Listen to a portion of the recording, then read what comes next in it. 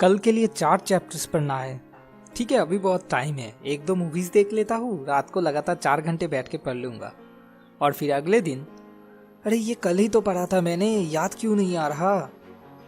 सोचिए आपको कोई पढ़ाई तैयार करना है जिसके लिए आपको 4 घंटे पढ़ाई करने की जरूरत है, तो आप क्या कहते हो, कौन सा ऑप्शन उस पढ़ाई को याद रखने में ज्यादा हेल्पफुल है? पूरी तरह से फोकस रह के 4 घंटे लगातार बैठ के पढ़ लेना, या उस 4 घंटे को 4 हिस्से में डिवाइड कर लेना? क्या पढ़ाई के लिए एक fix daily routine and fix place होना बेनिफिशियल है, या फिर कहीं पे भी जिस वक्त जैसे मन करे वैसे बैठ के पढ़ना ज्यादा बेनिफिशियल है? क्या स्लीप के साथ मेमोरी पावर का कोई डायरेक्ट कनेक्शन है? क्या लेट नाइट पढ़ना चाहिए या अर्ली मॉर्निंग? क्या पढ़ाई के वक्त डिस्ट्रैक्टेड होना अच्छा है या बुरा? इन सारे सवालों का साइंटिफिक जवाब मैं आज आपके साथ बेनेडिक्ट कैरी की New York Times best selling book how we learn से शेयर करने वाला हूँ, ताकि आप एग्जाम्स के लिए हार्ड स्टडी नहीं बल्कि स्मार्ट स्टडी कर सको। तो चलिए शुरू करते हैं। Smart idea 1, water your brain. एक पौधे की ग्रोथ के लिए उसको हफ्ते में सिर्फ 1 दिन लगातार 1.5 घंटे के लिए पानी देने से अच्छा है हर रोज सिर्फ 5 मिनट के लिए उसे पानी देना। दिन में एक बार में ही लगातार 3 माइल चलने के बदले उसे 3 हिस्से में डिवाइड करके हर बार 1 माइल करके चलना सेहत के लिए ज्यादा फायदेमंद है। ऐसे ही लगातार 3 घंटे लग करके पढ़ाई करने से अच्छा है उसे 3 हिस्से में डिवाइड करके पढ़ना।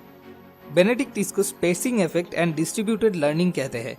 साइंटिफिकली ये प्रूवन है, याद रखने के मामले में डिस्ट्रीब्यूटेड लर्निंग या spacing effect performance up to 46% बढ़ा सकते हैं।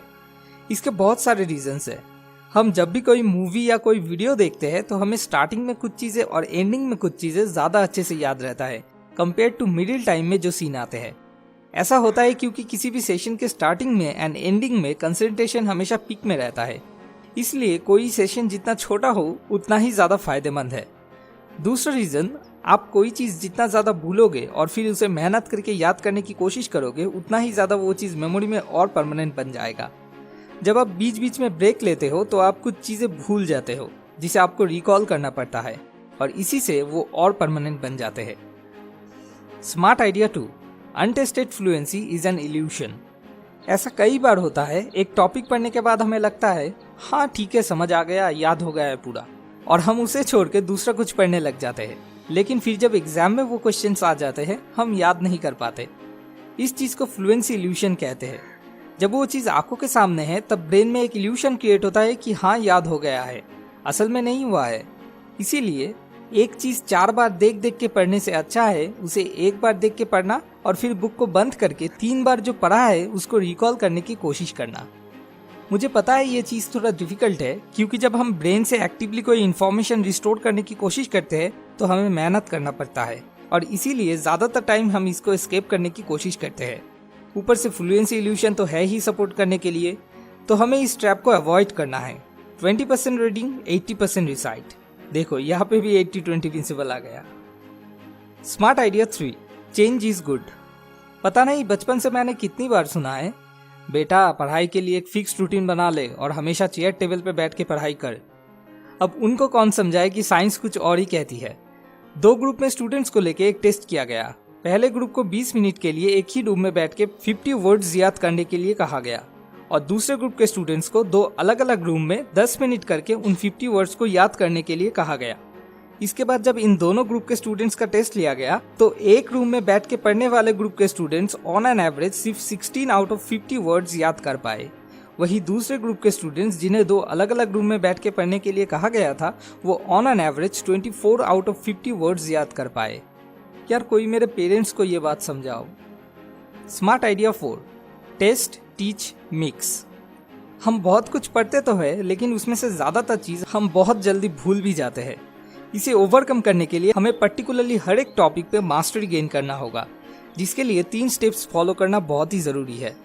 Test, teach and mix.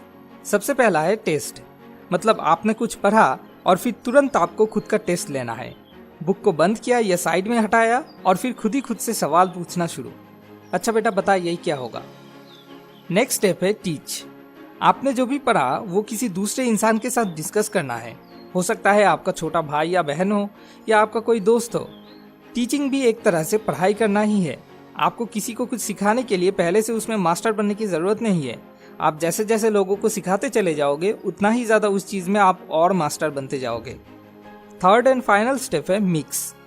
जैसे होते हैं ना एक्सरसाइज बुक्स के लास्ट में मिसलेनियस, वैसे ही आपको डिफरेंट टॉपिक्स को लिंक करके कोई प्रॉब्लम बना के उसे सॉल्व करने की प्रैक्टिस करना है। ये चीज अगर आप अच्छे से कर पाओ तो श्योर हो जाना उस टॉपिक पे आपने कब्जा पा लिया है। Smart idea 5, sleep plus nap. 2 group में स्टूडेंट्स को लेके एक एक्सपेरिमेंट किया गया। दोनों ही ग्रुप को एक same topic same amount of time पढ़ने के लिए दिया गया। इसके बाद उनमें से एक ग्रुप के स्टूडेंट्स को एक नैप लेने के लिए कहा गया, लेकिन दूसरे ग्रुप को नैप लेने से मना कर दिया गया। फिर जब इन दोनों ग्रुप के स्टूडेंट्स का टेस्ट लिया गया तो जिस ग्रुप को नैप लेने के लिए अलाउ किया गया था वो लोग फार बेटर परफॉर्म कर पाए compare to the second group जिन्हें नैप लेने से मना कर दिया गया था। कई साइंटिस्ट का मानना है जब हम एक नींद लेते हैं तो नींद में REM स्लीप फेज के दौरान इंफॉर्मेशन हमारे सबकॉन्शियस माइंड से ब्रेन में परमानेंटली स्टोर होना शुरू होता है। ये वो वक्त है जब हमारे दिमाग में से अनइम्पॉर्टेंट डेटास को हटा के सिर्फ और सिर्फ इम्पॉर्टेंट डेटास को स्टोर करने की प्रोसेसिंग चलती है। इसीलिए एक अच्छा खासा नींद से उठने के बाद दिमाग बिल्कुल फ्रेश लगता है। तो दिन में एक नैप लेना कोई नुकसान नहीं बल्कि फायदेमंद है। अब आते हैं स्लीप पे। क्या लेट नाइट पढ़ना अच्छा है या अर्ली मॉर्निंग? ह्यूमन नेचर के अकॉर्डिंग साइंटिस्ट का मानना है नींद के लिए सबसे अच्छा टाइम है रात को 11 बजे से लेकर सुबह के 7 बजे तक। लेकिन अगर आपका इंटरनल बॉडी क्लॉक किसी वजह से ऑलरेडी बहुत ज्यादा चेंज हो चुका है तो ये टाइम आपके लिए फायदेमंद ना भी हो सकता है, लेकिन कोशिश करना चाहिए कि इस टाइम को मेंटेन किया जाए। नींद के मामले में सिर्फ इतना ध्यान रखना जरूरी है 6 घंटे की नाइट स्लीप लेना नेसेसरी है। और हाँ, सुबह हो या रात हो कुछ फर्क नहीं पड़ता, जब भी आपका माइंड फ्रेश रहे, एनर्जेटिक रहे, वही टाइम पढ़ने के लिए सही है। और एक बात, अगर अगले दिन आपका कोई थ्योरी सब्जेक्ट में टेस्ट है तो उस मामले में रात को जल्दी सो जाना ज्यादा बेहतर है ताकि इन्फॉर्मेशन सबकॉन्शियस माइंड से ब्रेन में प्रोसेसिंग होने के लिए टाइम मिल सके। लेकिन अगर कोई ऐसा टेस्ट है जिसमें बहुत सारे फॉर्मूलास याद रखने हैं तो उन मामलों में थोड़ा लेट करके सोना साइंस के मुताबिक ज्यादा फायदेमंद है। Smart idea 6, Zeigarnik effect. हम में से ज्यादातर लोगों का यह मानना है कि पढ़ाई के टाइम में डिस्ट्रैक्टेड होना बहुत ही बुरी बात है। लेकिन in the earlier 20th century एक साइकोलॉजिस्ट जिनका नाम है ब्लूमर ज़ाइगर्निक, उन्होंने एक बहुत ही इंटरेस्टिंग चीज नोटिस किया। किसी रेस्टोरेंट में एक वेटर जिस टेबल का बिल पेड हो चुका है उससे अच्छा जिस टेबल का बिल अभी तक पेड नहीं हुआ है उस टेबल का ऑर्डर ज्यादा अच्छे से याद रख पाता है। मतलब फिनिश टास्क के मुकाबले अनफिनिश टास्क के लिए मेमोरी ज्यादा अच्छे से काम करती है। आप भी कभी नोटिस करके देखना, जब हम पूरा रट्टा लगा के कोई एग्जाम देने के लिए जाते हैं तो एग्जाम से पहले तो हमें फिर भी कुछ याद रहता है, लेकिन जैसे ही वो एग्जाम खत्म हो जाता है वो सारी चीजें हम जैसे तुरंत भूल जाते हैं। ऐसा होता है क्योंकि हमारे सबकॉन्शियस माइंड को पता होता है कौन सा टास्क फिनिश्ड हो गया है या कौन सा अभी भी अनकॉम्प्लीटेड है, तो वो अनकॉम्प्लीटेड टास्क पे ज्यादा ध्यान देता है और कंप्लीटेड को जितना जल्दी हो सके रिमूव करके स्पेस बनाने की कोशिश करता है। हम इस चीज को अपने फायदे के लिए भी यूज कर सकते हैं। इसीलिए जब आप किसी बहुत ही टफ या क्रिएटिव टॉपिक के बारे में पढ़ रहे हो या किसी प्रोजेक्ट पे काम कर रहे हो तो बीच में डिस्ट्रैक्टेड होना, जैसे कि एक वर्क ब्रेक लेना या एक नैप लेना, फायदेमंद है। क्योंकि जब आप ऐसा करते हो तो ज़ाइगर्निक इफेक्ट काम करना शुरू करती है। मतलब अनफिनिश टास्क सबकॉन्शियस माइंड में प्रोसेसिंग होने लगते हैं, जिससे नए नए आइडियाज दिमाग में आने के चांसेस बहुत ज्यादा बढ़ जाते हैं। तो अब अगर इस पूरे वीडियो को समराइज करूँ तो बात ये बनता है, नंबर 1, लगातार पढ़ने से अच्छा है बीच बीच में ब्रेक लेके पढ़ना। नंबर 2, अनटेस्टेड फ्लुएंसी एक इल्यूशन है, हमें टेस्टिंग के बिना इस पर भरोसा नहीं करना चाहिए।